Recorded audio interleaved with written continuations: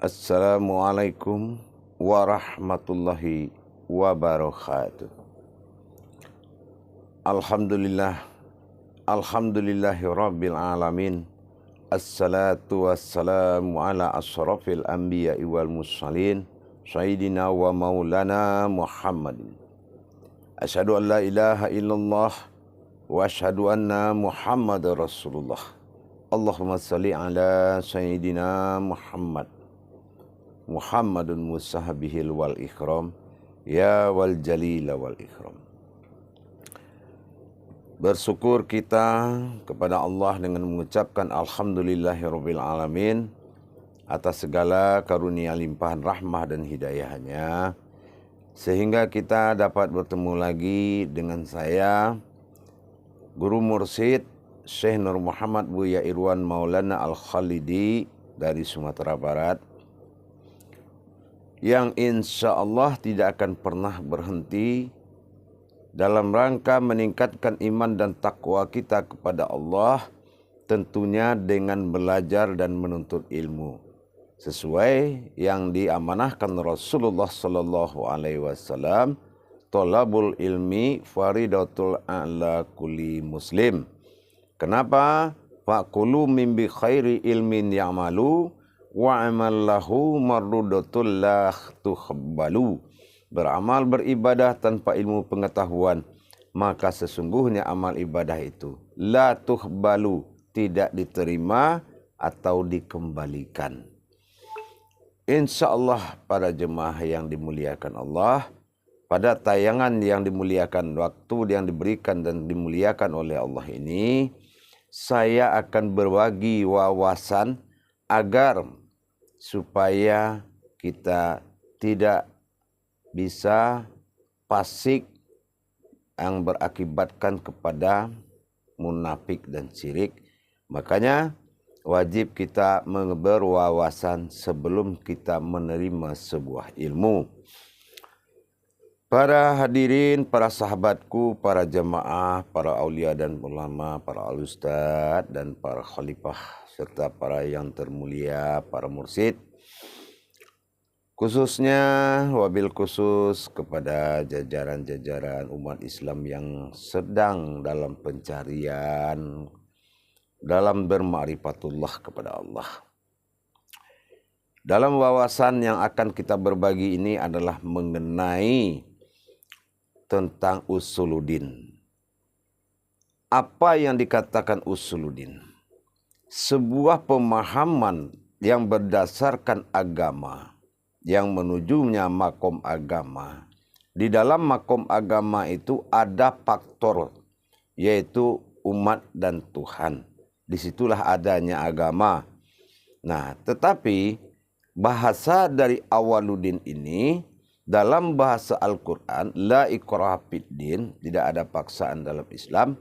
Artinya din ini adalah bahasa hakikat keesaan dari hijahiyah Al-Quran, yang berarti din itu Islam. Islam itu berarti selamat. Nah, jadi sudah paham kalau Islam itu berarti selamat. Selamat dari 3 perkara. Kenapa? Karena rumus Allah adalah kelipatan 3. Ya, seperti alif lam mim, zat, nur dan batin, kodrat, iradat, ilmu. Semua rumus Allah itu berkelipatan 3. Baik para jemaah, dikatakan usul. Kata usul itu berasal dari asal, tetapi setiap mengkaji asal dari sifat hakikat itu disebut dengan usul, tidak disebut dengan asal. Tapi setiap yang berkodrat syariat atau terlihat atau ciptaan, nah ini disebut dengan asal. Nah gitu. Jadi kalau ketemu asal, suatu yang nyata, kita harus paham dengan usulnya, dengan awalnya dulu. Nah kalau Islam disebut dengan usuluddin, berarti awalnya hakikat Islam itu yang sebenarnya. Nah itu yang dikatakan usuluddin. Jadi usulnya Islam. Nah usulnya Islam. Tapi dari hakikat dari kata usulnya tadi, din tadi, din ini akan pecah menjadi 3 hijaiyah. Terbagi dari 3 hijaiyah. Dal, alif, nun. Nah, dal ini dalam hukum hijaiyah dinamakan perjalanan. Alif ini adalah sifat tersirat. Nun ini adalah hayat, kehidupan atau hidup. Jadi ini adalah sebuah perjalanan tersirat besar. Sebuah kehidupan. Baik itu yang dikatakan hayat itu atau nun itu kehidupan. Baik alam, meskipun semesta, maupun makhluk, maupun umat, maupun semua yang dijadikan bersifat hayat. Nah, inilah perjalanan hakikatnya. Jadi perjalanan kehidupan, perjalanan hidup. Nah, tentunya tidak terlepas dari yang hidup. Nah, perjalanan sebuah kehidupan tidak terlepas dari yang hidup. Dan yang hidup tidak terlepas daripada yang menghidupkan. Inilah hayat, hayyum, khayyum. Nah, khayyun tadi. Jadi kalau kita tahu, kehidupan limpahan karunia Allah pada alam bersyafaat kepada Adam. Kalau hayat, hayyun, itu adalah kehidupan daripada kehendak Allah berkodrat kepada Muhammad. Nah, dan di sini berhayat kepada rohani. Nah, kalau itu qayyum, nah itu adalah suatu Allah wujud asal jadinya, Allah wujud asal dirinya, dan mewujudnya kepada sifat daripada rohani atau zatnya, rohani bagi kita, maka hayat pada nur jasad kodrat daripada Adam. Inilah penampakan sifat jasad bagi diri kita. Jadi dari pembagian 3 kodrat tadi, dal, alif, nun menjadi kalam Islam yang berkiraat yang seperti makna atau artinya selamat, maka kita harus tahulah usuluddinnya dulu. Apa yang dikatakan usuluddin? Nah, nanti akan kita kaji apa yang dikatakan usuluddin. Kalau usuluddinnya jatuh ke agama, maka perkara 3 harus kita selesaikan. Usuluddin, awaluddin, fiddin. Nah, ini kalau makomnya yang kita kaji adalah perjalanan. Nah, makanya din itu dalam Islam ada 3 kodrat. Islamnya ada 3 kodrat. Pertama din, yang kedua al-din, yang ketiga itu lahudin. Nah, dikatakan dia din adalah perjalanan diri semata, perjalanan Tuhan dan Allah semata, dan tidak bernamakan dan tidak berasma. Itu bagi diri. Nah, bagi agama, din bagi agama adalah suatu takhlik daripada augutullah, sebuah perkataan yang membuat sebuah perjanjian antara khalik dengan makhluk. Apa yang dikatakan khalik? Pada sifat kekuatan diri seorang Tuhan dinamakan ilah pada sifat diri Tuhan dalam sebutan. Belum dia bernamakan Allah. Ini dinamakan dengan khalik. Nah, sementara makhluk adalah kehendak Allah menjadikan rohaninya menjadi sebuah makhluk yang harus menyembah kepada dia. Ini yang dikatakan iradah. Nah, itu usulnya. Usulnya belum ada nama juga. Nah, jadi ada dinamakan sifat wujud tadi, Allah ada, mustahil tiada. Nah, itu sifat wujud. Wujud ini belum ada nama. Ini usul. Usul namanya, usul. Ya, usuluddin. Nah, setelah ada kehendak Allah, berkehendak Allah dengan bertajali lewat kutsinya sendiri. Kalau kutsinya, dia berkata dengan hati nuraninya, dan dia jadikan ini adalah kutsi. Nah, itu yang dikatakan sifat kutsi bagi Allah dengan diri dia. Nah, jadi dengan kehendaknya dia jadikan rohaninya. Nah, setelah rohaninya terwujud, terjadilah kutsi. Kutsi itu percakapan. Nah, percakapan di alam kerahasiaan tadi. Kita namakan alam rahasia ini dengan alam tanizil khadim. Khadim itu wajib ada, nyata ada. Wujud ada, nyata ada mewujudnya. Itu masih khadim. Nah, itu yang dikatakan alam tanizil khadim. Nah, dalam satu cerita, yaitu berkutsilah Allah kepada dirinya sendiri. Nah, itulah yang dikehendaki, iradah. Maka terjadilah sebuah wujud. Wujud ini dinamakan sifat zat. Nah, kalau kita kaji usuluddin kepada diri, maka wujud bercerita kepada zatnya. Padahal sebelum wujud ini ada, Allah bercerita, Tuhan ilah bertunggal ba'dal, atau dikatakan sifat wahid, dia bercerita dengan batinnya sendiri. Makanya wujud itu, zat itu pasti kembali kepada batin. Karena dengan keputusan batinnya lah zat ini ada. Coba kalau batinnya tidak memberikan keputusan, maka tidak ada zat. Nah, makanya itu, maka dikatakan zat sirna, zat kembali atau zat wujud ke dalam batin. Nah, setelah terjadi komunikasi dinamakan qudsi tadi, nah, maka disinilah timbulnya riwayat 7 perjalanan Allah tajalli Allah itu di dalam pecah 7-nya Al-Ikhlas. Nah, dalam Al-Ikhlas ini salah satu dari qadar Al-Ikhlas ini saya buka seperti Allahus Samad. Nah, Allahus Samad yang sering kita baca secara qiraat, Allah tempat meminta. Nah, tapi kalau dilarikan kepada hijaiyah, Allahu, aku Allah, Samad yang meminta. Nah, gitu. Aku yang meminta, Allahu Samad. Nah, Allah sudah Allahu Samad, itulah zat kunah. Zat kunah yang dijadikan. Zat inilah alif awalnya, ha belakangnya dibaca dengan alif lam lam ha atau Allah. Itu Cuma dia belum bernama, belum dikasih nama, karena belum jelas posisi keikhlasan zat menerima sebagai umat dan ilah Tuhan tunggal, ya, dinamakan bilah, belum menentukan sebagai Tuhan. Maka ini masih dalam tajalli sifat qudsinya Allah. Nah, qudsi inilah nanti percakapan qudsi ini yang akan menjadi kudus. Kudus inilah menjadi namanya sebuah wahyu. Inilah yang difirmankan kepada Muhammad yang setelah zat ini memuji dia. Nah, karena berterima kasih setelah dijadikan. Nah, berterima kasih telah dijadikan dan dia berzikir selama puluhan tahun lah, ribuan tahun ya. Kalau nggak salah 6.000 tahun. Berzikirlah dia 6.000 tahun. Setelah itu, aku memuji, engkau memujiku. Hanya engkau adalah aku yang memuji diriku sendiri. Engkau akui enggak? Kalau aku yang memuji. Dia bercerita dengan rohaninya. Yang tadi, yang akan bernama Allah tadi ini, dia sudah mengakui. Nah, apa? Karena dia meminta.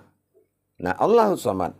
Allahus Samad. Jadi kalau kul hu Allah, nah, sesungguhnya katakanlah aku Allah. Nah, kul hu Allah ahad. Nah, satu. Kenapa? Karena dijadikan dengan menjadikan adalah permintaan pertama dari sifat zat tadi, itu adalah yang dia minta kekuasaan, yaitu qudsi.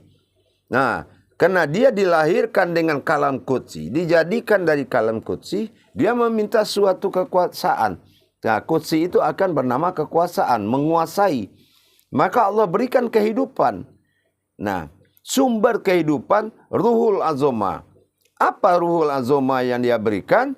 Yang dia berikan itu adalah nur ilahiyahnya. Nur misbatnya. Nah, diberikanlah suatu nur atau sebuah cahaya. Yang mana nur ini ruhul azoma. Nah, ruhul azoma ini adalah sumber asal muasal semua ruh dijadikan. Nah, ya, semua yang dijadikan Allah alam semesta sampai makhluknya itu kehidupan ruhnya berasal dari nurnya Muhammad. Nurnya dari tadi. Sementara ini belum dikasih nama Muhammad, masih dinamakan Ya, makanya kalau dikatakan innama amruhu atas nama ruh atau diriku sendiri. Innama amruhu, ya, maka ku jadikan diri sayan arada an yakula lahu. Inilah lahu tadi. Lahu sebuah diri batin. Awalnya diri batin ini. Nah, diri batin ini masih dikatakan zat kunah. Nah, diri yang berasal dari batin. Nah, itu yang dikatakan diri batin. Nah, itu yang tadi. Nah, tapi belum diasmakan karena dia belum ditajalikan. Ya, kalau dia belum ditajalikan kepada din, dijadikan kepada awaludin. Nanti dalam masa awal, di macam masa awaludin, disinilah berdirinya alif itu artinya berdirinya pernyataan ketuhannya nanti dalam kajian wujud syahadat. Nah gitu. Jadi tidak tiba-tiba langsung ada aja kejadian itu. Semua punya riwayat. Nah inilah salah satu contoh riwayat usuluddin. Jadi kalau Allahus Somad pada makom usuluddin, Allahus Samad dalam makom awaluddin, Allahus Somad dalam makom fiddin atau agama, itu menciptakan makna yang bukan makna kalam yang berbeda, atau dikatakan dengan tersirat yang berbeda. Nah, ya. Jadi sekarang kita bicara dari makom usuluddin. Kalau makom usuluddin Allahus Somad tadi, Allah yang berkehendak, Allah yang meminta. Nah, setelah dia meminta, apa yang diminta oleh Allah atas nama kehendak Allah, jadilah satu dikatakan kunah, zat awal jadi. Nah, itulah itu alif ha, ya, atau disebut dengan ya, gitu ya. Itu adalah sifat daripada zat yang hayat namanya. Nah, setelah itu jadilah, maka diberikanlah nur tadi, yaitu adalah kekuasaan. Berarti yang memegang kekuasaan adalah zat kunah tadi. Zat kunah inilah, karena dia meminta kekuasaan, itu yang dipanggil Rabb. Rabbi itu adalah sifat Allah yang menguasai. Ya Rabb. Ya Rabb itu sifat kekuasaan Allah, jati diri Tuhan yang dilisbatkan kepada namanya Allah atau kunah waktu itu.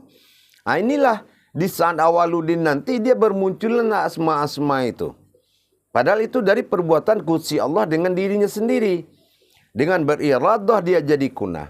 Maka nur ini yang dia minta kekuasaan atas semua ruhul azumah, semua dasar, semua terjadi itu hidup. Inilah dinamakan kunal.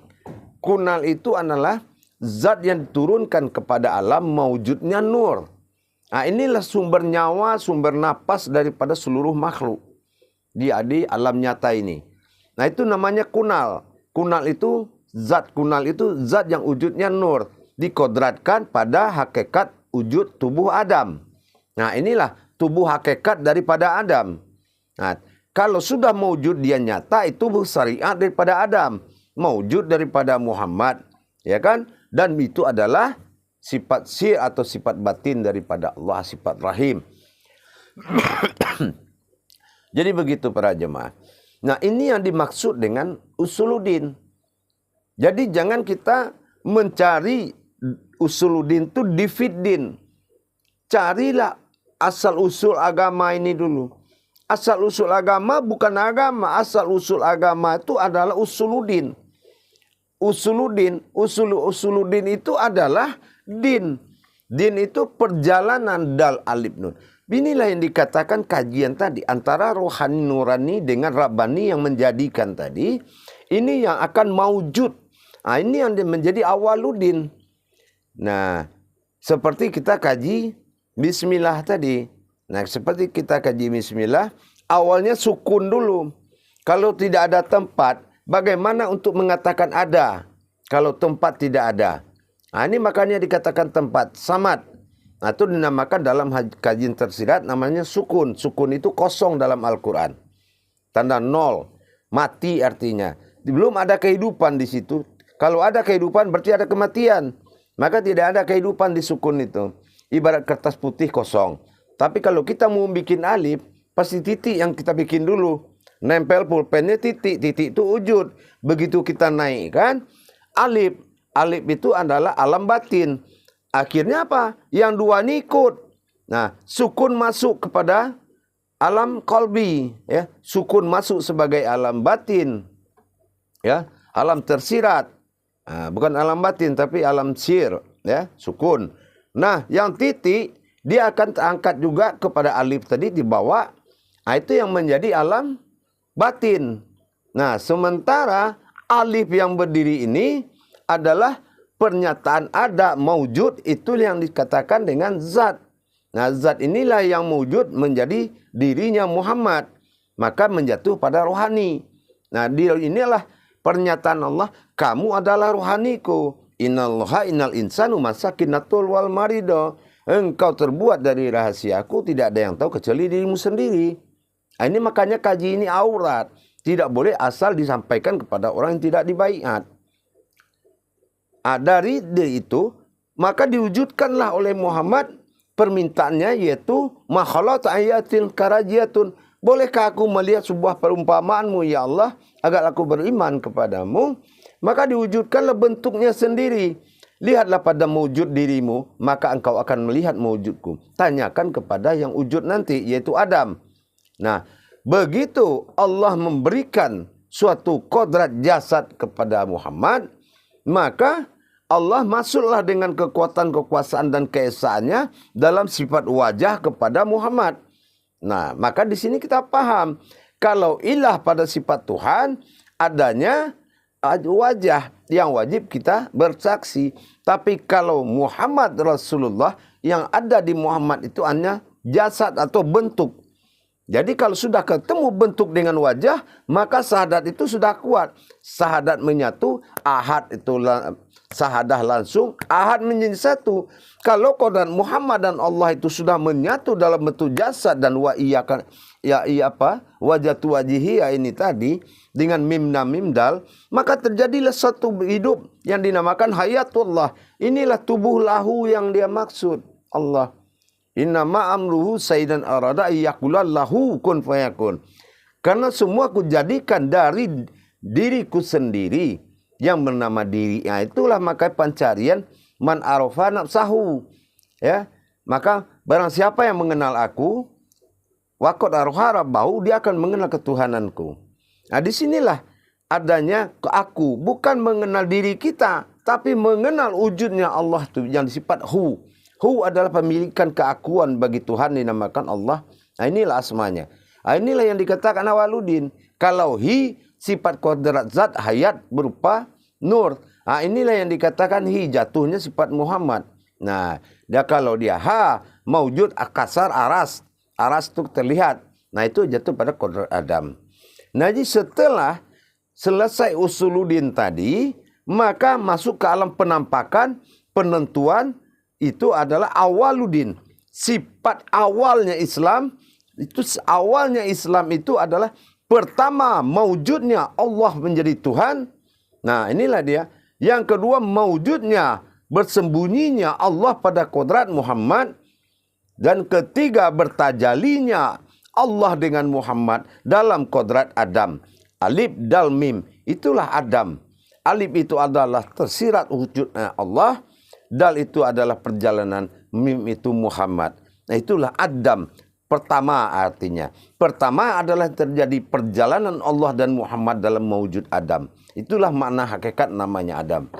Jadi setelah dia wujud, barulah masuk fiddin. Nah, fiddin ini dihukum Adam. Adam ini hukum umat. Maka jadilah sifat umat. Kemana dia bertawasul? Adam ya kepada Muhammad. Muhammad kemana dia berobitah? Kembali dia kepada Allah. Nah, inilah yang dikatakan Rabbi ta'alal wasilah. Hubungan kalam dan hubungan batin. Nah, gitu para jemaah. Ini yang dikatakan Usuluddin.